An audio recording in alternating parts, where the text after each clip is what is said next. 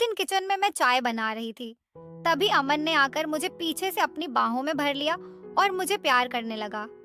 मैं भी उससे लिपट गई और फिर उसने मुझे मेरा नाम सलोनी है। मैं एक जवान और खूबसूरत औरत हूँ। मेरी उम्र 29 साल है। पति के चोट लगने के बाद मैं एकदम से अकेली पड़ गई। वो पूरा दिन एक कमरे में पड़े रहते थे। चलने फिरने में भी वह असमर्थ थे। एक दिन मैं घर में बैठी, तभी दरवाजे की घंटी बजी, तो दौड़कर मैंने दरवाजा खोला। सामने लगभग 202 साल का एक हैंडसम लड़का खड़ा था। उसने वहीं खड़े दरवाजे के बाहर से ही अपना परिचय दिया। मैं अमन हूँ, कविता जी का बेटा। मम्मी ने आपको मैसेज किया होगा। मैंने कहा हाँ, अंदर आओ। कहकर मैंने दरवाजे पर जगह बना दी। अमन संकोच करता हुआ अंदर आ गया और कहने लगा, जी मैं आज ही यहाँ आया हूँ। आपको तकरीबन 7 साल पहले देखा था। तब मैं स्कूल में पढ़ रहा था। आपकी शादी का कार्ड भी हमारे घर आया था।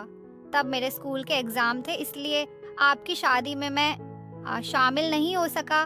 मैं यहाँ कॉलेज की पढ़ाई के लिए आया हूँ और यह लीजिए, मम्मी ने यह सामान आपके लिए भेजा है।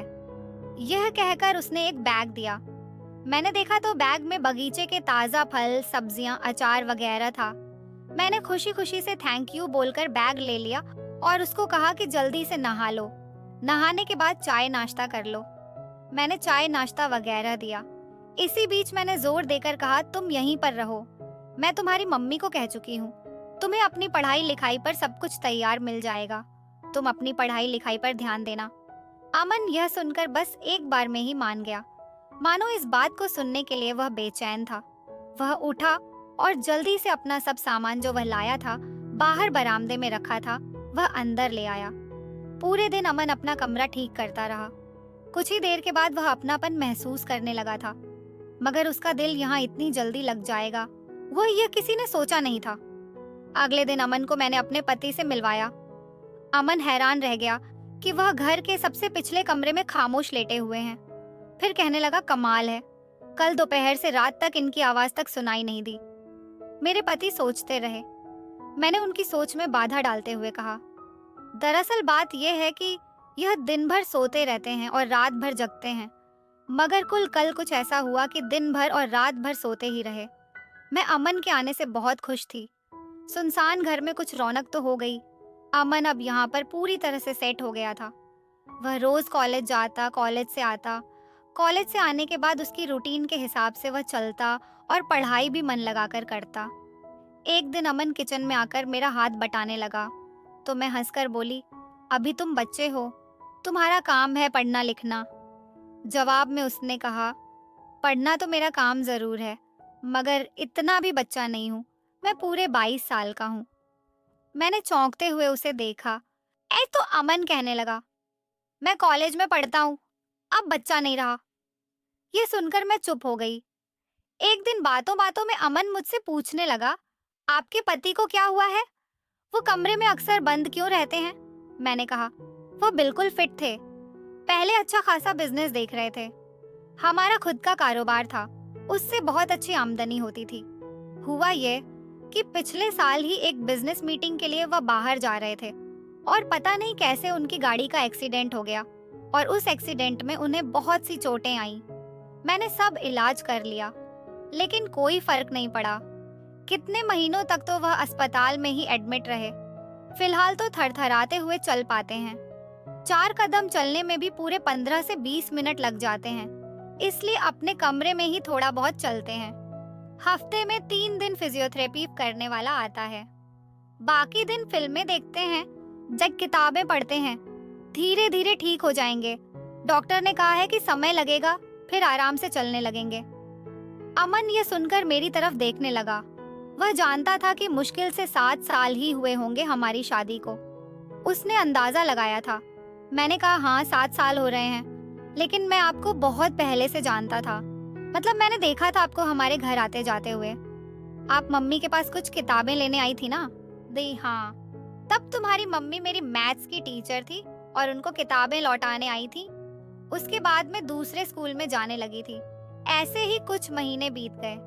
अमन को हमारे यहाँ रहते 4 महीने हो गए थे, लेकिन ये साफ साफ समझ गया था कि हम दोनों की खामोश जिंदगी में फिजियोथेरेपिस्ट के अलावा वही है जो थोड़ा बहुत संगीत की सुरताल पैदा कर रहा था। अमन ने देखा कि बगीचे में काम करने वाले माली वगैरह भी एक बार आए थे, पर कभी-कभी कोई बैंक वाला भी आता था।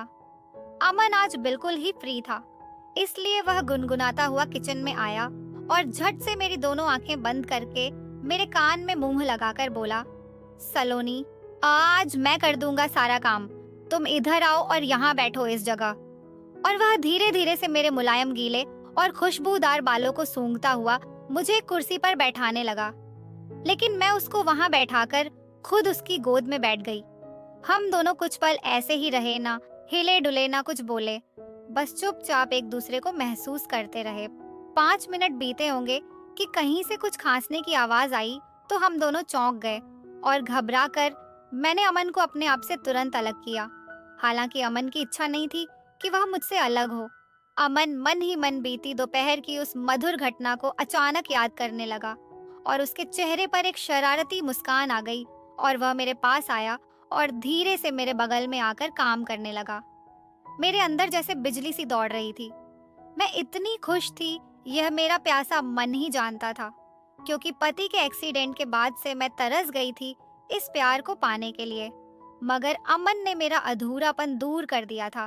तपते रेगिस्तान में वो इतनी बरसात होगी और इतनी शानदार होगी, मैंने सोचा नहीं था। जब भी मैं और अमन एक साथ होते तो पता नहीं हंस खांसने की आवाज कहाँ से आती, जैसे कोई हम पर नजर रख रहा हो। लेकिन घर में तो मेरे और अमन के और मेरे पति के अलावा कोई नहीं होता था। फिर आखिर यह आवाज आती कहाँ से? अगली सुबह में एक कप चाय लेकर अमन को प्यार से देखी, वहां से निकली और पति के कमरे में गई। अमन चाय की चुस्कियां लेते हुए अपने लिए नाश्ता बना रहा था। उसने जानबूझकर 2 बार एक छोटी कटोरी फर्श पर गिराई, मगर मैं उसके इस इशारे को सुनकर भी उसके पास नहीं गई थी। पति की दोनों हथेलियों को सहलाती हुई मैं उनमें अमन को महसूस करती रहती और अपने आप से बोलती, प्यार हमारे जीवन में बिल्कुल इसी तरह आना चाहिए। फिर एक दिन किचन में मैं चाय बना रही थी, तभी अमन ने आकर मुझे पीछे से अपनी बाहों में भर लिया और मुझे प्यार करने लगा। मैं भी उससे लिपट गई और हम दोनों एक दूसरे में खो गए। तभी खांसने की आवाज आई। इस आवाज से अमन चौंक गया। हम दोनों एक दूसरे से अलग हुए। अमन के प्यार को पाकर मैं बहुत खुश थी। मैं अमन के यहाँ आने को कुदरत के किसी करिश्मे से कम नहीं मानती थी। अमन को यहाँ 1 साल पूरा होने वाला था और मैं अब खिलकर निखर सी गई थी। अब सुबह शाम और रात रात भर मेरा पूरा जीवन अमन आयट के साथ मस्ती से कट रहा था। कभी कभी मुझे लगता था कि यह सब गलत है, लेकिन फिर मैं सोचती थी कि प्यार करना कोई गुनाह तो नहीं। प्यार वैसे भी हो ही जाता है, चाहे कोई औरत शादीशुदा हो या ना हो, इसमें किसी की गलती नहीं होती। मुझे भी यही लगता था कि इसमें ना मेरी गलती है और ना ही अमन की। लेकिन फिर भी मैं अपने पति का अच्छा होने का इंतजार कर रही थी और मुझे उम्मीद थी कि एक ना एक दिन वह अच्छे जरूर होंगे और फिर से मैं अपनी गृहस्थी में बस जाऊंगी। खैर, सब ठीक ठाक ही चल रहा था, लेकिन मुझे आज तक यह पता नहीं चला आखिर वह खांसने की आवाज थी किसकी। पता नहीं कौन होता था जो चुपके से हमें देखा करता था। तो दोस्तों, कैसी लगी आपको ये कहानी, मुझे कमेंट करके जरूर बताइए। अगर अच्छी लगी हो तो प्लीज लाइक कीजिए, शेयर कीजिए और सब्सक्राइब करना बिल्कुल भी ना भूलें। धन्यवाद।